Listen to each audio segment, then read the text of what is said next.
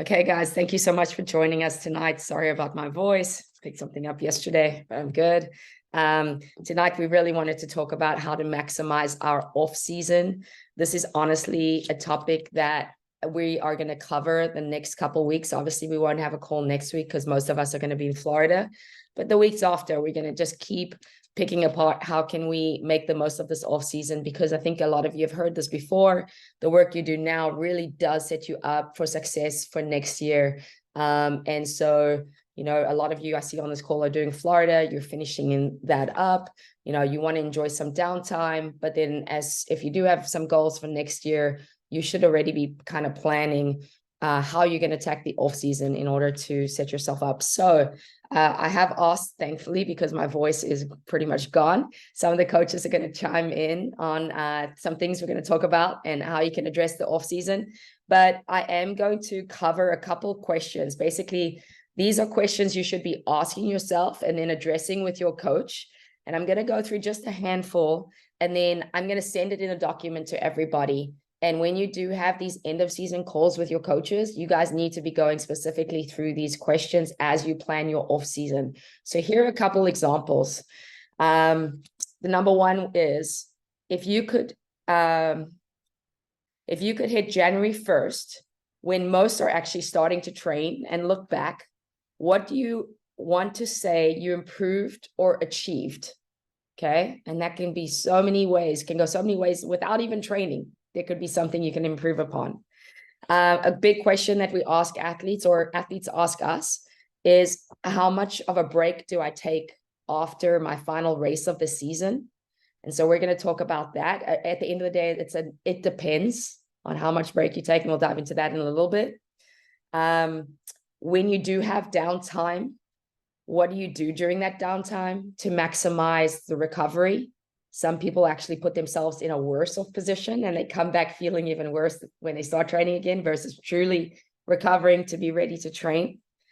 Let's see here. Another question. How do you respond mentally to the break? I think this is a very important question that a lot of us don't ask ourselves, and then we put ourselves in a really bad position. I think a lot of us overlook the fact that exercise gives us endorphins. Exercise is something that helps with negative feelings especially over the holiday season.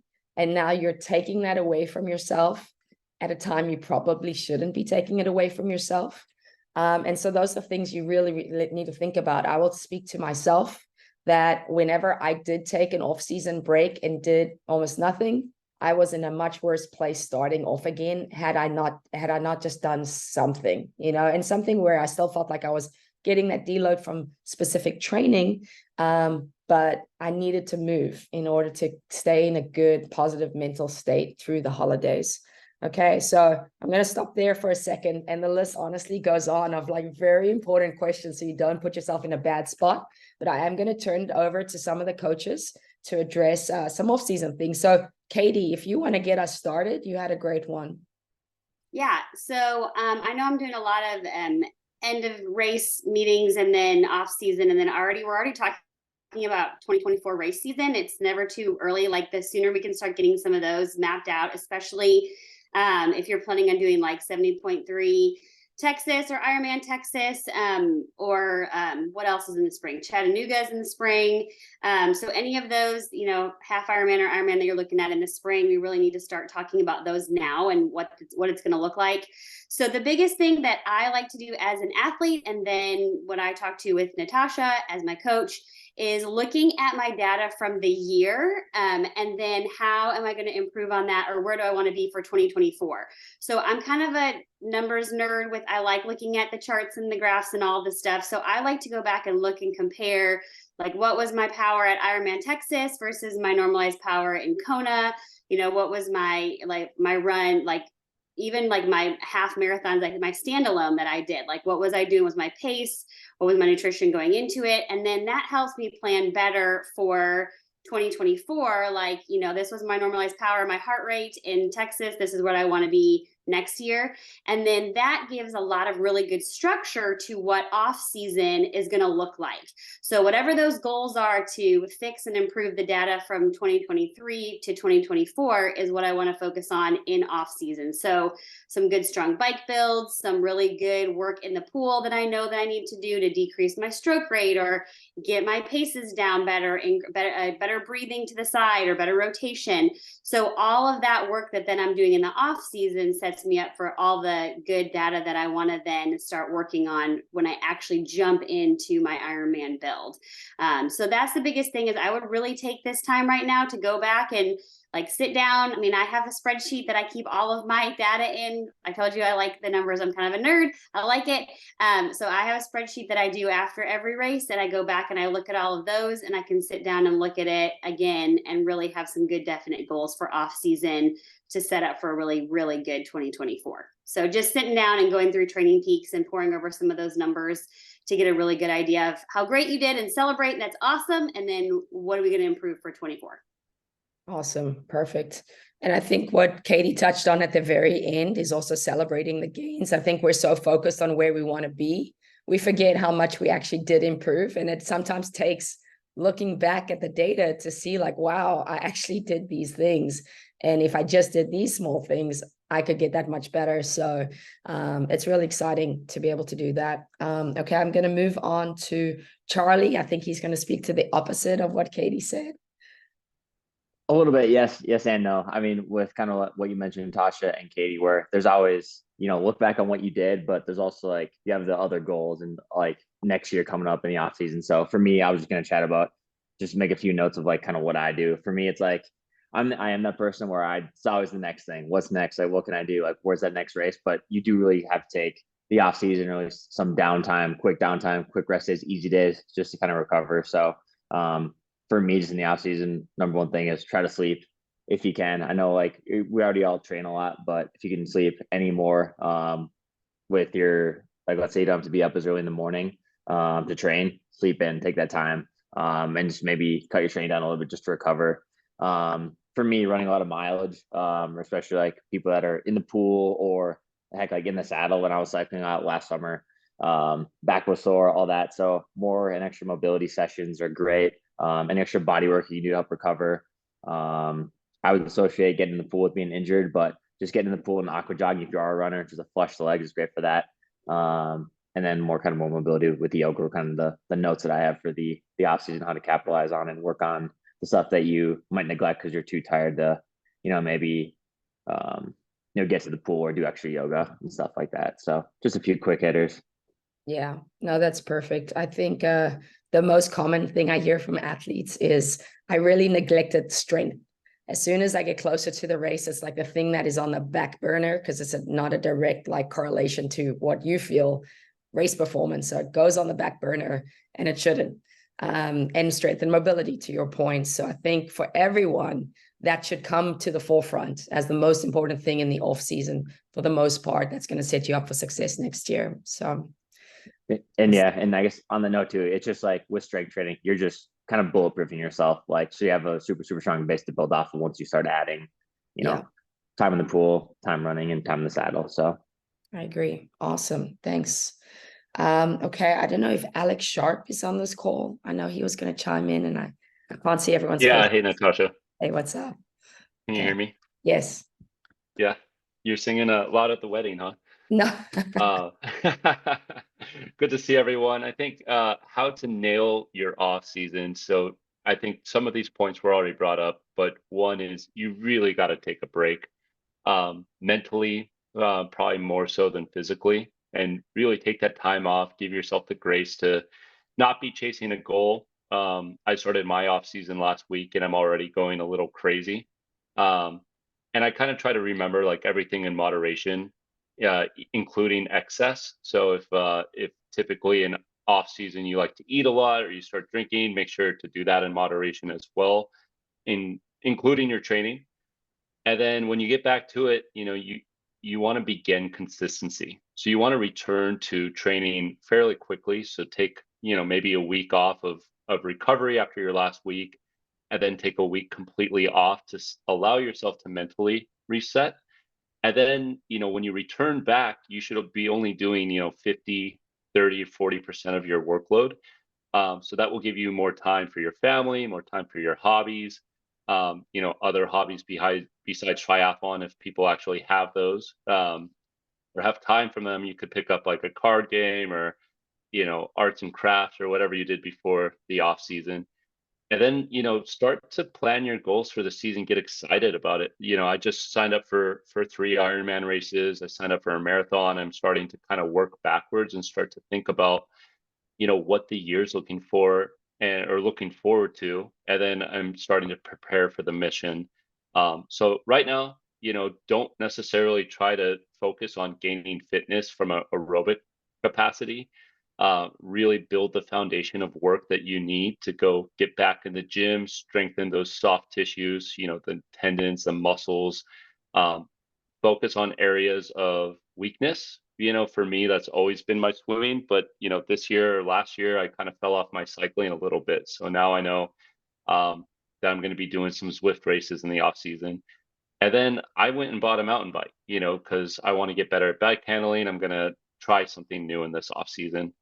So it's really a cool time to open it up and like explore your passions and get out of this unilateral mindset of just triathlon and check out something new. I see a lot of people going into trail running. There's people doing pickup basketball games. So do some time, explore some other passions, but then make sure you're getting right back to focusing on the mission of crushing an Ironman next year. So that's my 2 cents, Natasha. No, that's great. And you actually brought up a good thing that I think might be insightful for the other athletes to hear. Sorry, my voice is some of the coaches I may ask you, like, what are you planning to do this off season? Which might spur an idea of like, oh, that sounds good. I want to do that too. So I'll come and ask you guys that at the end. Okay. Okay. Thank you, Alex. I appreciate that. Let's go, Nick. I know Nick has a couple of ideas of what people can do on the off season. Sure. So, the first thing I like to do when I finish a race, my last race of the year, is I actually am very data driven, like Katie is. And so the first thing I do is I take my Garmin and I lock it in the safe. And I wait until I want to see data and be data driven again, just to give myself a mental focus. I don't run unless I want to run. I don't swim unless I want to swim. And like Alex said, he kind of joked it was about a week and a half. And that's usually about the point for me. I don't push it, but it's usually like 10 or 12 days. And I'm like, all right, let's go get the Garmin. Let's kind of see what pace we're holding. Let's kind of go for a run. But I think it just lets you have that mental time to come back. And the one thing I was going to share that I have found a lot of success with in the off season is really focusing on nutrition. A lot of times we try to dial in that race day nutrition when we're leading up to a key race, but there's a lot of variables. You're riding or running outside. There's various different temperatures. And in the winter, most of us have a consistent long run or a long ride where we're, running 45 minutes to 90 minutes. And we're indoors, usually on a bike trainer for 60 to 75 minutes. And it is the perfect time in a controlled environment with a controlled time frame to really focus on, all right, this week I'm going to try 80 grams of carbs, and I'm going to try all liquid, or I'm going to try all gels and water, or I'm going to try adding in solids and see how I feel, because you don't have the variables of, well, I went from a 5-hour ride to a 6-hour ride, and I think my nutrition didn't work because I just had a really crummy day. Well, it could just be, it was the first time you biked 6 hours outside, and that had nothing to do with your nutrition. So use it in a controlled environment and really take that time to work with your coach to establish, all right, what should we try? And, we have a lot of great resources out there with Levelin and Dr. Harrison and some things that we've recorded and put on the site, but it's very individualized as to what works best for you, and really take these next 10 to 12 weeks and play around. I know Natasha and I did this, I think 6 or 7 years ago with an individual who was on Everyman Jack, and we all kind of shared notes of what we were doing. And, we bumped it up and tried to do like 140 grams of carbs and ended up in the bathroom the whole rest of the day. So we're like, okay, that doesn't work. But now we know. So I know exactly what I should be dialed in at because of all that time and what we invested and what works for me. And I think use that opportunity to just kind of hone that so that when the race comes and you're building, you don't have to worry about what the nutrition is. You've got it already figured out. Perfect. Thank you, Nick. I appreciate it. Yeah, that's something that I know that our better athletes, we don't even talk about nutrition the final weeks into a race because it's locked down long time ago. Whereas someone who's newer, they're still digging and still trying because they just don't take it seriously enough. You know, or a lot of my elite athletes or better, like they have charts and they know exactly. And then they have notes of what did I take? How did I feel? Do that now, you know, when the stress of training is low, and you have more time to invest in all these little extra things you can do. Okay. Parker. Yeah, so I just kind of want to talk about kind of similar to what some of the other coaches have touched on already, kind of taking a break. But then also, you know, switching up training a little bit. You know, we have lots of us have been in Ironman builds, 70.3 builds, and we've been hitting so many, you know, efforts at race power, very structured workouts. And now in the off season is a great time, you know, talk to your coach saying, hey, coach, can I throw in some, you know, the Zwift Academy workouts? Can I do a Zwift race here or there?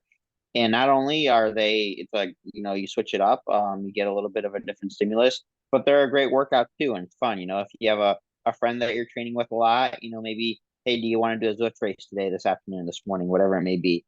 You throw in some competition, and especially since like in this off season, the training doesn't have to be as structured or as tailored to a specific event. You know, when you're leading up to 70.3 or an Ironman, you really do want to hit those key sessions. But now when we have some time, you know, yeah, why not switch it up, throw in a Zwift race, talk to your coach, see if you can work it into your schedule. I think we're going to be doing some more of the NVDM team races on Zwift as well. So that's another great opportunity for you to hop in. Yeah, and just make like a weekly routine of it, see how you progress. And yeah, that's just another great time. Cause I know personally, like, you know, having very similar workouts week in and week out, it can get a little monotonous, especially like mentally. And it just gives you something different to look forward to. And but yeah, don't be surprised if those Zwift workouts or Zwift races end up being harder than the actual workouts that your coach is giving you. But I find that you usually forget how much they suck pretty quickly. So yeah. Perfect. Awesome. Yeah. Guys, there is Zwift Academy that comes up on Zwift. That's a lot of fun for a lot of people.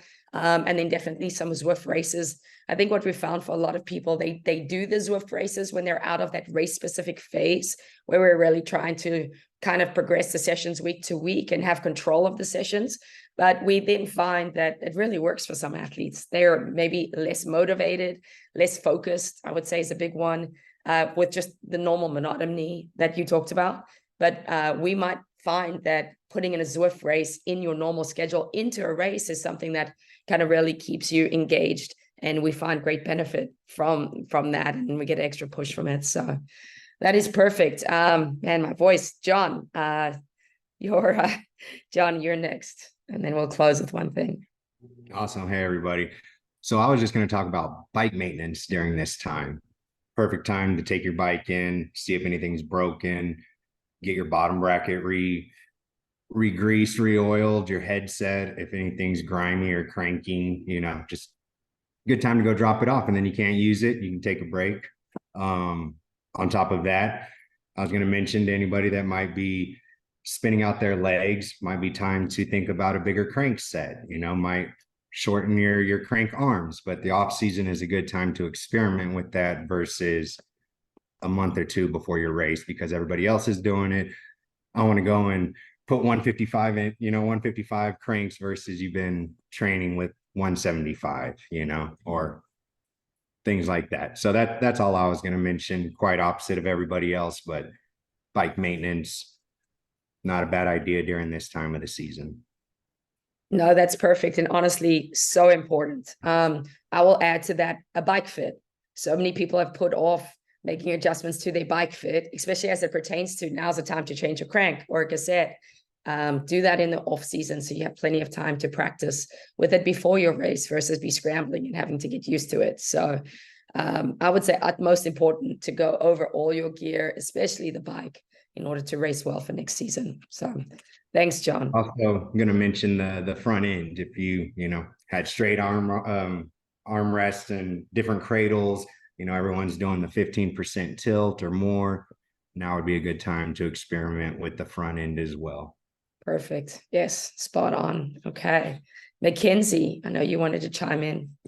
Yeah, I just wanted to talk about talking with your coach about, we talked about some of your weaknesses, but we can, if you work with your coach, we can schedule out blocks for you to train. So if you are a week in running, do a run block for 3 or 4 weeks and get really hard on the training for a run or a bike or the swim. This is a great time to be in the pool 4 or 5 times a week if you're able to, and really get comfortable in the water and better prepare yourself for next season. So again, we can do all different types of training blocks, very specific. So you would reduce some of your time in the swim and the run if you want to do a bike block and really go heavy on the bike, but just have some different options and talk to your coach about maybe enhancing some of your weaknesses during this time. This is a great time to do that. And then for nutrition, I know we're talking about the on the bike nutrition and the training nutrition, but if you are at a point where you want to lose 10 pounds or so, please do that in the off season. You are able to, it's a lot easier to do a caloric deficit now. And then when we get into the season, you'll flip that caloric deficit and you'll go into maintenance. And so you're not trying to cut while you're ramping up for some of these big races, because that is not the ideal time. So I know it's tough with Thanksgiving and Christmas, but right now is a really good time to, even if you are interested in doing like a mass building phase, so you want to gain muscle, this is a great time to really dial in your nutrition outside of race day in order to prepare yourself for the early season next year. So another 2 options for you. Perfect. Thank you. Now would be a good time for me to mention that we do have nutrition coaches on our coaching staff. And they've gone through, I mean, hours and hours of the testing and training. But Mackenzie, Ashton, and Mike are all RP certified nutrition coaches. If you did want to work with a nutrition coach to dial that in, I think 1 or 2 others are also getting their certification and working on it right now. Okay, guys, so I'm going to just speak to 2 more things and then we're going to go. Again, I'll be sending all these questions and we will expand upon this in 2 weeks' time. But the 2 common things that you guys need to know now is, number 1 is, how much do I rest? And the answer is, it depends. And here are the variables that I ask. Number 1 is, if you've had a really big season, you've incurred a lot of fatigue, your body is broken down, you will want to take a good amount of rest. And a lot of that, it just depends on the person. So what we typically see is about 2 weeks of just letting the body recovery, and you're doing stuff that just you enjoy. So you're still moving to feel good and stay in a good positive mental state, but nothing swim, bike, run, typically, maybe touches of it. Then from there, as Alex had mentioned, you build back and you think about building a strong foundation to do the work. I always say you got to train to be able to train. And those are the phases you go through. And then as you go through those phases, you have to know you are going to lose fitness, and that is the purpose of it. And when you come back, you're focusing on just starting again. So you're not looking at your numbers from last year and where you were at your peak. You're looking at, where are my numbers now? And then you're building from that. It's hard to do, but it's necessary to do to not get frustrated with yourself. And I'll tell you this, it's very common.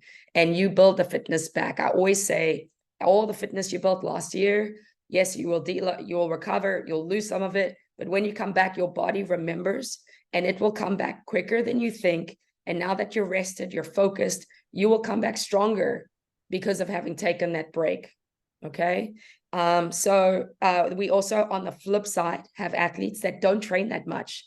You're training maybe 8 to 10 hours a week. There's not a lot of fatigue. There's not a lot of breakdown. Maybe you've just started this process. You do not need to take a big break. At this point, you may be still just continuing to build from what you've done this year into next year. And you actually taking a break will just kind of derail the current progress, which with training just 8 to 10 hours, it's all just step stoning fitness, right? Versus like having this big amount of fitness built because of the 15, 20 hours you're putting in. So talk to your coach about that, with where do you stand on this build? And at the end of the day, where you are mentally and emotionally is very, very important, and that needs to be addressed. Yeah, then the next thing we always get a question on is, should I run a marathon?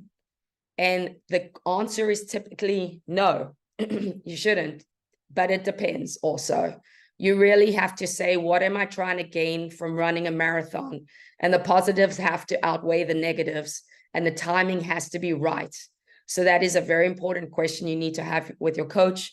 The reason that the answer is typically no is if you're trying to become a better runner for an Ironman, it doesn't translate as well as you think. And the time that you spend to build up, it's hard on the body to build up for a marathon as well as do a marathon. It's actually much harder to recover from a marathon standalone than it is an Ironman because of how much faster you're going. And you don't take into account all of that taper and recovery. And now you've missed a month of training where you can properly put in some good swim and bike fitness to prepare for your Ironman season. So again, it depends on the athletes, but definitely have your coach involved in that question, as well as the running races. Like, when should you do run races? When are the ones you should go for it? When are the times we just use it as a training run, so that you can go into the triathlon season not completely broken down? Okay, coaches, does anyone want to add something as I look to my notes? Please just chime in. And if Jules or anyone else one thing I was going to add real quick is sometimes your heart and your mind are saying different things, and sometimes your heart is like ready to train or wanting to train, but in the back of your mind, like, you need some extra rest, or you need to take a break, or whatever it is. And so if you're feeling conflicted, talk to your coach, or talk to people around you that care about you, because you can still have goals. You can still have really exciting things that you want to chase after, even if your mind's like, hey, let's take a break.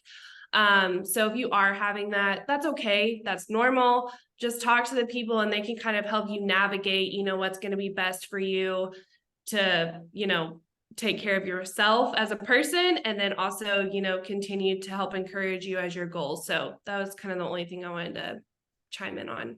No, very good. I wish I listened to my husband more through my triathlon career.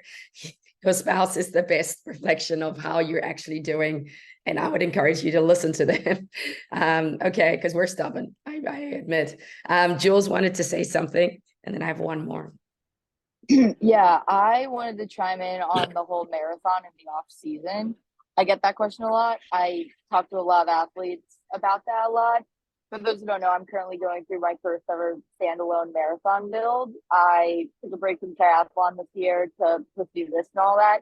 And it is very, very different than a triathlon build. And I think a lot of people, like Natasha said, oh, it'll translate into an Ironman or into 70.3.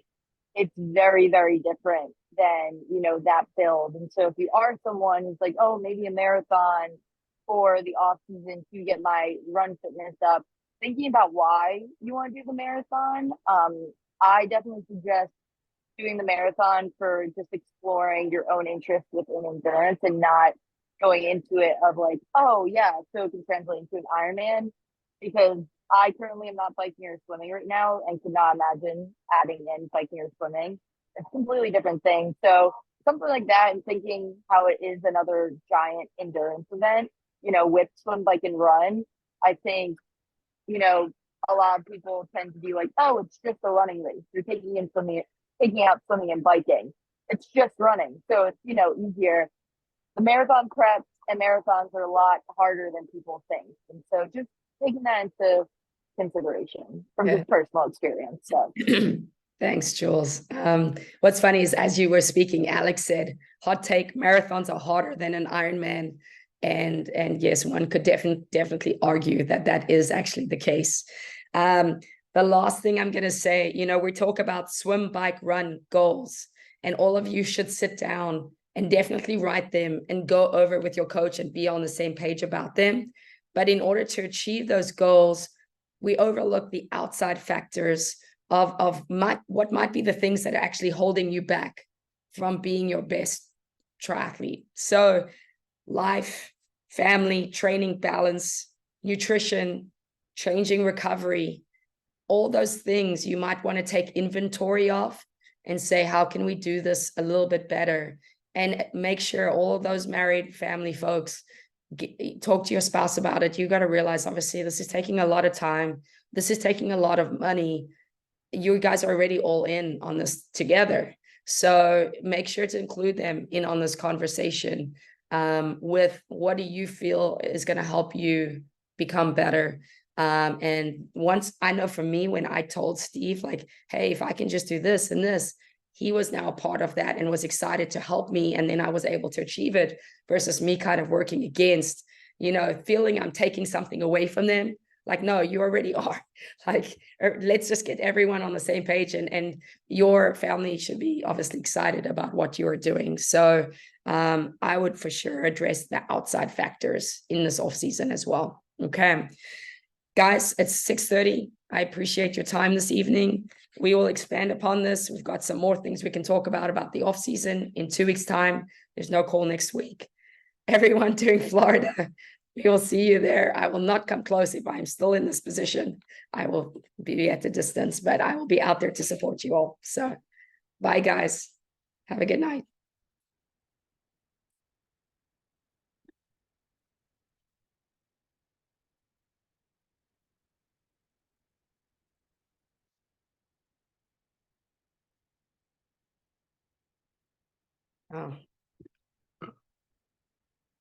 Oh.